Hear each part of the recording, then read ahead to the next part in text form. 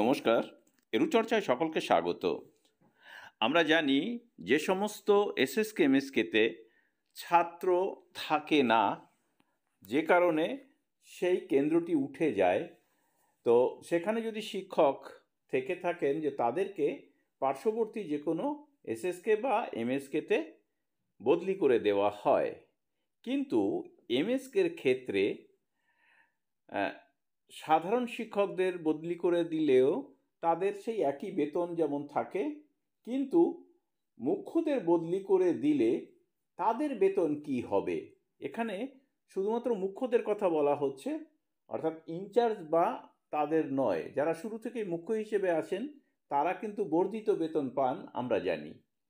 তো মনে করুন যে তাদের কেন্দ্রটি ছাত্রশূন্য অবস্থায় বন্ধ হয়ে গেছে, তাহলে মুখ্য হিসেবে তাকে ট্রান্সফার করে দেওয়া হচ্ছে অন্য কেন্দ্রে।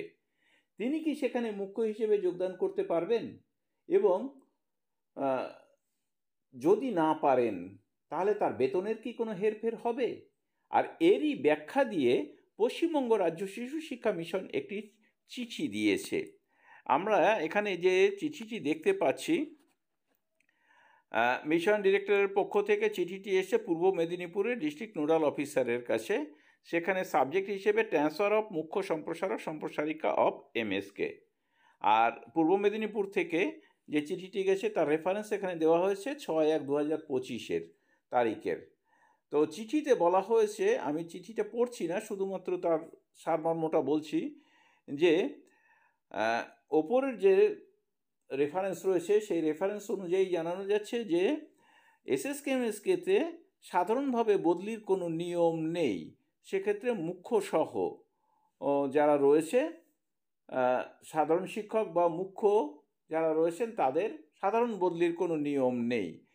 এরই পরিপ্রেক্ষিতে জানানো যাচ্ছে যে মুখ্য সম্প্রসারক বা মুখ্য সম্প্রসারিকা যারা রয়েছেন তাদের কেন্দ্র যদি ছাত্র শূন্য হয়ে যায় বা কম ছাত্র থাকে, তাদের ডেপুটেশনে কিন্তু অন্য জায়গায় পাঠানো যেতে পারে, কিন্তু তারা মুখ্য হিসেবে নয়, সাধারণ শিক্ষক হিসেবে যোগদান করবেন এবং যে বেতন পেতেন সেই বেতনই তাদেরকে দেওয়া হবে।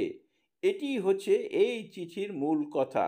এখানে এই যে একটা লাইনে পরিষ্কার বলা রয়েছে, MSK shall be transferred on deputation with additional honorarium to any other functional MSKs of nearby blocks.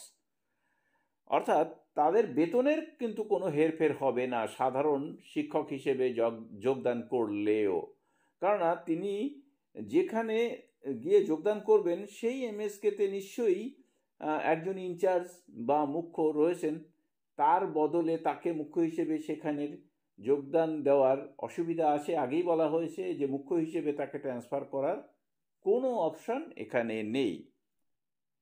কোনো এমএসকে যদি বন্ধ হয়ে যায় তাহলে সেখানে যদি মুখ্য কেউ থেকে থাকেন তারও ট্রান্সফার সাধারণ শিক্ষক হিসেবেই হবে, এবং যে এমএসকেতে তার সাবজেক্ট অনুযায়ী পদ ফাঁকা আছে সেখানে তিনি ট্রান্সফার হবেন, তার বেতনের কিন্তু কোনো হেরফের হবে না সাধারণ হিসাবে যোগদান করলেও।